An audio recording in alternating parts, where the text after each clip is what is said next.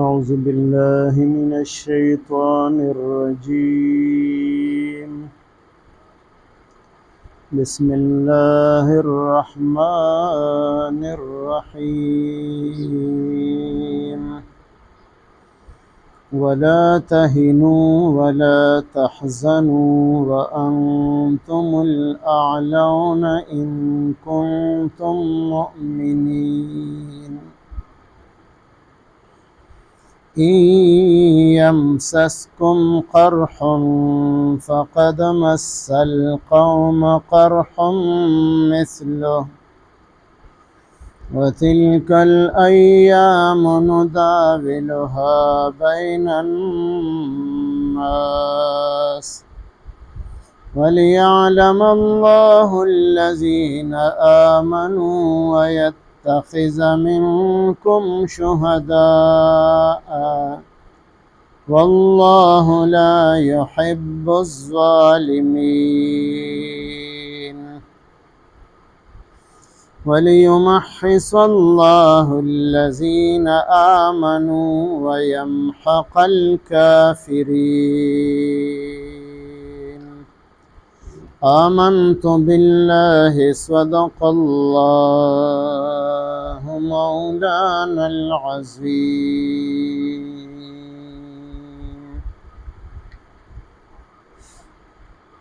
سورہ آل عمران آیات نمبر 139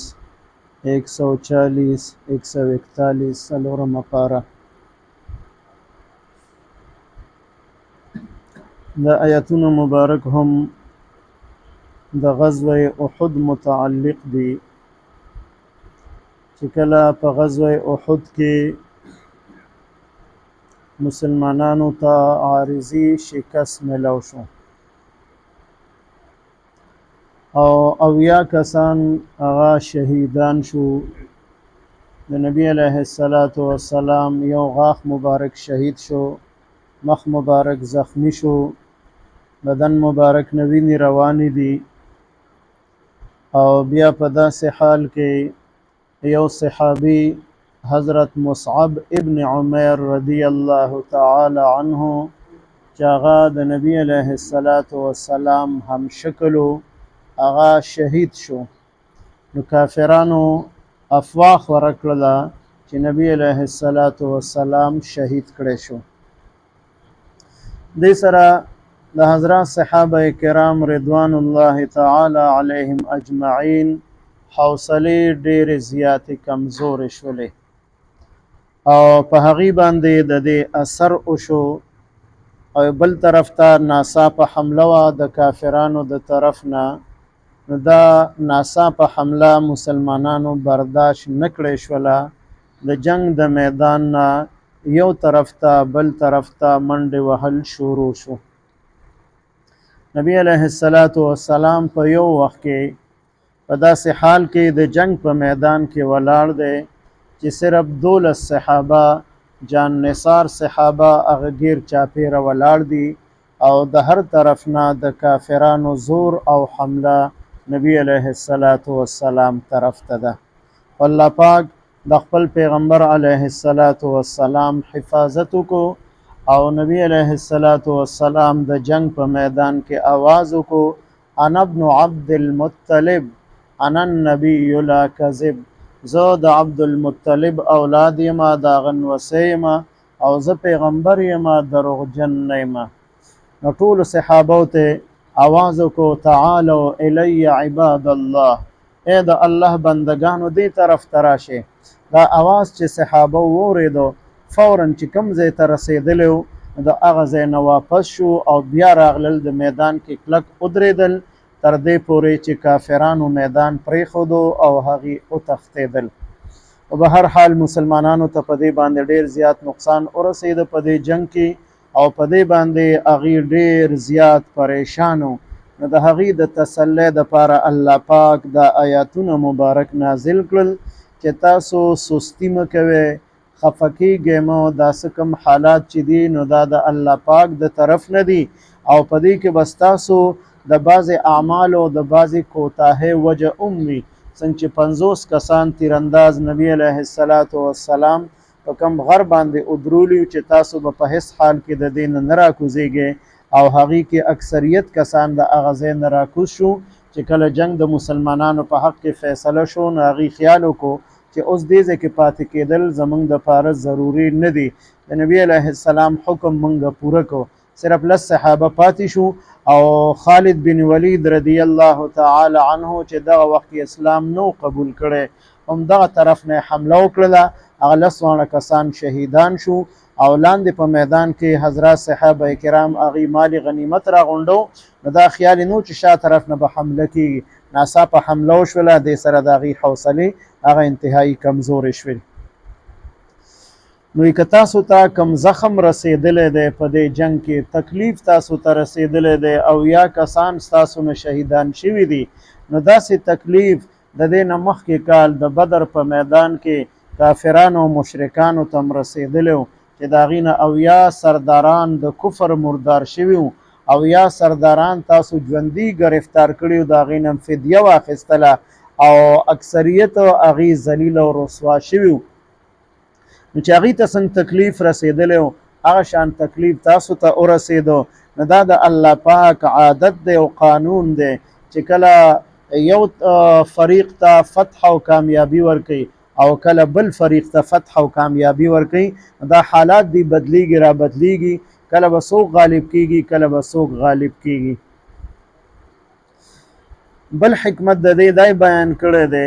چې الله پاک مؤمنان خلقو ته اوښیي چې دا زما خالص مؤمنان بندگان دي چې اگر کو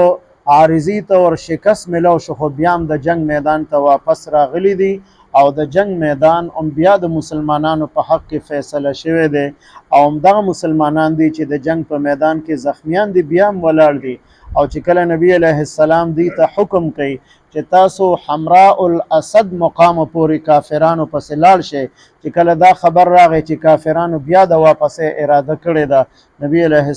السلام همدغه زخمیان صحابه ولیږل په هغې پسې او چې هغې ته پته ولګېده چې مسلمانان کمزوري نه دي بیا موږ پسې راځي په موږ باندې حمله کوي نو هغې وتښتېدل نو الله پاک خپل مؤمنان بندگان خلقو ته وښودل چې راشئ وګورئ د زخمی حالت کې دي بیا هم د جنگ د میدان نه رستو کېږي نو دلته کلک ولاړ دي او کافران وتښتېدل د جنگ میدان یې پرېښودو او یا کسان شهیدان شو نو د هغې د شهادت ذکر هم کوي چې الله پاک تاسو ته د شهادت لویې درجې درکړي او شهید ته الله پاک هر څه معاف کوي سوا د قرض نه د پردي حق نه د شهادت دا دومره لویه مرتبه ده چې د هر څومره ګناهګاري الله پاک ورته ټول ګناهونه معاف کوي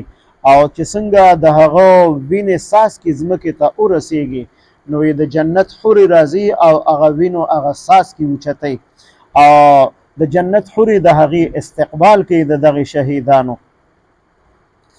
بیا د ظالمانو د کافرانو ذکر کړی چې دې سره د الله پاک محبت نشته دی والله لا يحب الظالمین دینه مراد کافران مشرکان دي که څوک دا وایي چې جنگ احد کې کافرانو ته فتح او کامیابی ورکړې شوې ده دا ګنې هغې د الله خوښو یا هغې د مقبولو د الله په نسبت دی نو دا مقبول نه دي د ظالمانو سره د الله پاک محبت نشته دی که عارضي غلبه ورته الله پاک ورکړله نو بالآخر میدان الله پاک د مسلمانانو په حق کې فیصله کو او په 3 نمبر آیت مبارک الله پاک د خالص مؤمنانو ذکر کوي چې الله پاک ایمان والا خلق د کمو کوتاهو نه پاک کړل کومه کمی کوتاهي شوې وه نو الله پاک د هغې معافي وکړله د هغې نه پاک او صاف کړل او الله پاک اراده کړې ده چې کافران ختم کړي نو د دې نه وروستو بیا کافرانو دا جرأت نه دی کړی چې هغې راشي او په مسلمانانو باندې حمله وکړي ولا تهنوا او سستی مکوي اے مؤمنانو ولا تحزنوا او تاسو غمجن کیږئ مو خفه کیږئ مو کم دک درد او تکلیف رسیدلی دی نو په دې باندې خفه کیږئ مو سستی مکوي وانتم الاعلون او هم تاسو به غالب یې ان کنتم مؤمنین که چېرې تاسو مؤمنان یې کامل ایمان والی او تاکې د ستاسو کې د صبر او د تقوا کامل درجې سره دغه دواړه صفات موجودي الله پاک به تاسو ته غلبه درکوي. یعنی مؤمنانو سره الله پاک د فتح او د کامیابۍ وعدې کړي دي. یمسسکم کچره ورسېده تاسو ته ای مؤمنانو قرح زخم، تاسو زخمیان شوي، ستاسو نه اویا کسان شهیدان شو، فقد مس القوم نو یقینا چې رسېدلی دی کافر قوم ته یو کال مخکې د بدر په میدان کې قرح زخم مثله په شان ده دی. که تاسو نه اویا کسان شهیدان شو نو دغه شان اویا کسان د هغې نه تیر کال په جنگ بدر کې مردار شوي دي، اویا کسان ترې نه ژوندي ګرفتار شوي دي، اکثریت زخمیانو او ذلت او رسوایۍ سره مخامخ شوي دي چې کورونو ته تللي دي نو په میاشتو باندې د کورونو نه راوتی نه شو، خلقو سره سترګې نه شوې لګولې. وتلک الایام او دا ورځې چې دي نداولها منګ بدلو را بدلو دا ورځې بین الناس د خلقو په منځ کې. نو کله یو فریق ته الله پاک غلبه ورکي او کله بل فریق ته الله پاک غلبه ورکي. وليعلم الله الذين او د پاره د دې چې ښکاره کړي الله پاک هغه کسان آمنو چې ایمان راوړی دی. الله ته خو معلوم دی په نورو خلقو ته ښکاره کوي چې راشئ وګورئ دا زما مؤمنان بندگان دي. ویتخذ منکم او جوړ کړي بعضې په تاسو کې شهداء شهیدان، نو اویا کسان ستاسو نه الله پاک شهیدان کړل. دا هم ستاسو دپاره سعادت او خوش قسمتي ده چې هغې ته الله پاک د شهادت درجې ورکړلې. والله لا يحب الظالمین، الله پاک محبت نه ساتي د ظالمانو خلقو سره چې هغه دا کافران مشرکان دي. دا د الله خوښ نه دي چې څوک دا ووایي چې دې ته خو غلبه میلو شوله، کامیابي ورته میلو شوله. نو دغه عارضي غلبه او کامیابي ده چې کله یو ډلې ته الله پاک ورکوي کله بلې ډلې ته. وليمحص الله الذين آمنوا او د پاره دی چې پاک او صاف کی الله پاک هغه کسان چې ایمان راوړی دی، کومه کمی کوتاهي شوې ده هغه ورته الله پاک معاف کړه ده. ويمحق الکافرین او د پاره دی چې ختم کی الله پاک کافران، نو د کافرانو زور الله پاک په دې جنگ کې ختم کو. ولا تهنوا او سستی مکوي تاسو، ولا تحزنوا او غمجن کیږئ خفه کیږئ مو، وانتم الاعلون ام تاسو به غالب یې ان کنتم مؤمنین که چرې تاسو مؤمنان یې. یمسسکم قرح کچره ورسېده تاسو ته زخم په دې احد جنگ کې فقد مس القوم نو یقینا چې رسېدلی دی کافر قوم ته